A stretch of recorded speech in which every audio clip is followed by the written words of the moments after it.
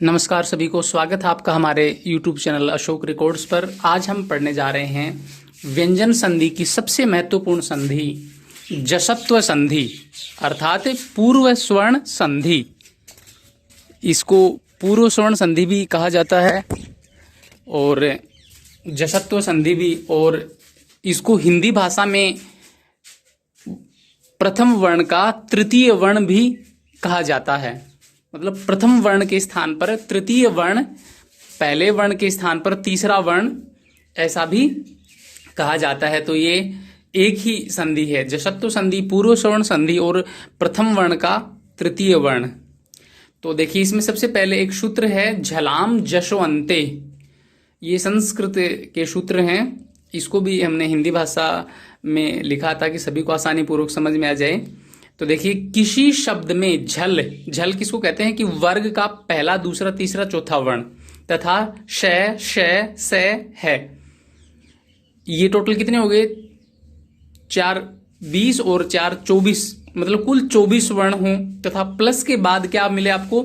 स्वर मिले, या वर्गों के तीसरा, चौथा और पांचवा वर्ण, या फिर ये, व, र, ल और है वर्ण में से कोई हो तो झल के स्थान पर जस, मतलब उसी वर्ग का तीसरा वर्ण हो जाता है।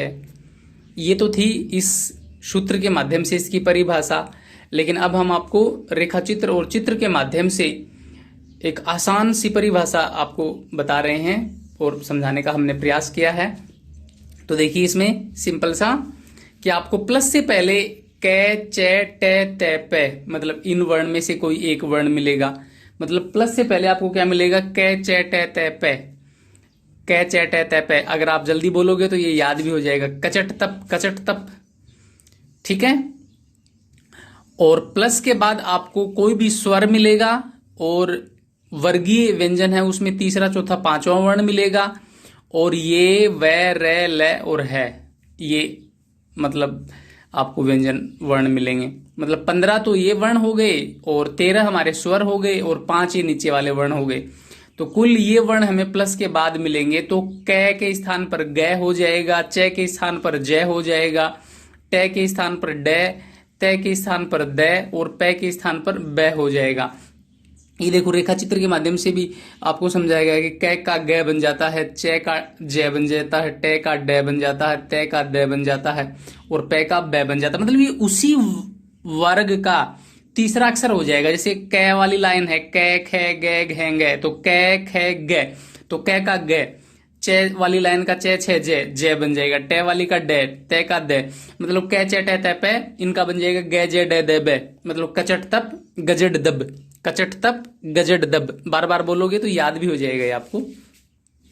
ये कब बनेगा? यदि प्लस के बाद क, च, ट, त, प, ये प्लस से पहले मिलेगा, प्लस के बाद आपको कोई स्वर मिले, या वर्ग का तीसरा, चौथा, पांचवा वर्ण मिले, या ये, र, ल, व, है मिले, तो उस स्थिति में उसी क का ग बन जाएगा, मतलब वर्ग का तीसरा अक्षर बन जाएगा प्रथम वर्ण के स्थान पर। जैसे उदाहरण है, दिक प्लस अंबर। दिक, दिक, दिक में क्या है? देखो, क मिला आपको, क आपको दिखाई दे रहा है, ये है, ठीक है। और प्लस के बाद आपको ए दिखाई दे रहा, अंबर, तो ये इनमें से स्वर में मिल गया। ठीक है, आपको एक संकेत के माध्यम से भी समझाया गया है। तो क प्लस ए, ये कंडीशन बन गई। तो क का क्या बन जाएगा? तीसरा वर्ण। तो क का तीसरा वर्ण क्या बन जाएगा? क, ख, ग, ये बन जाएगा ग। तो ये ग यहां पर लिख दिया, ठीक है। तो दी क तो हट गया, क के स्थान पर ये ग बन गया, ग, और अंबर था ही, अंबर लिख दिया। तो जब इसको मिलाएंगे तो क्या बनेगा? दिगंबर, दिगंबर है, ठीक है। दिक प्लस अंबर है, तो आपने पहले वर्ण का तीसरा अक्षर कर दिया। सिंपल सी भाषा में ये कहेंगे, क का ग कर दिया, तो दिगंबर है। आगे देखिए, वही कंडीशन है हमारी, जगत प्लस ईश है। तो त का तीसरा अक्षर क्या बनेगा? त, थे, द बना दीजिए, तो जगदीश है। तो जगदीश है, ये बन के तैयार हो गया है। तो आपने त का द बना दिया यहां पर, ठीक है। ऐसे ही अप प्लस द है, अप प्लस द है। प का तीसरा अक्षर क्या था? प, फ, ब, तो अब द है, ठीक है। दिक प्लस गज है, क का तीसरा अक्षर क्या होता है? ग, तो दिग्गज है, ठीक है। वाक प्लस अर्थ है, क का तीसरा अक्षर क्या होता है? ग, वागर्थ है, ठीक है। चित प्लस आनंद है, तो तय का तीसरा अक्षर तय थे द, तो चिदानंद है। ठीक है। सत्य प्लस धर्म है, तो तय का तीसरा अक्षर क्या है, तय थे द, तो सद्धर्म है। सुप प्लस अंत है, पै का बै बन जाता है, तो सुबंत है।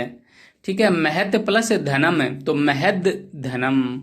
और सट प्लस आनन है, तो षडानन है। सट आनन है मतलब 6 मुख हैं जिसके वह। ठीक है। तो ये थे हमारे जसत्व संधि के नियम। तो इसमें आपको मुझे उम्मीद है बहुत आसानी पूर्वक और इस नियम से है ना आपको बहुत अच्छे से ये संधि समझ में आई होगी, क्योंकि अगर आपने ये नियम याद कर लिया तो इस संधि को कभी भी नहीं भूलेंगे। तो एक बार मेरे साथ आप बोलेंगे कै चट तय पे, उसकी स्थान पर क्या बन जाएगा, गे जड दबे, कचट तप गजट दब। वो पहले वर्ण का तीसरा वर्ण हो जाता है यदि प्लस के बाद कोई स्वर हो और कोई तीसरा चौथा पांचवा वर्ण हो और ये लव्य है हो, तो उस स्थिति में ये संधि आप आसानी पूर्वक कर देंगे। ये प्रतियोगी परीक्षाओं में भी बहुत ज्यादा मात्रा में पूछी जाती है, बहुत अधिक। जब व्यंजन संधि की बारी आती है तो अधिकतर ये जशत्व संधि या प्रथम वर्ण का तीसरा वर्ण यही संधि पूछी जाती है। तो अगर आपको ये संधि समझ में आई या आपको ये नियम अच्छा लगा तो प्लीज इस चैनल को जरूर लाइक करें, सब्सक्राइब करें और अधिक से अधिक मात्रा में शेयर भी करें। आपने इसको ध्यान से देखा इसके लिए आपको बहुत बहुत धन्यवाद। Thank you.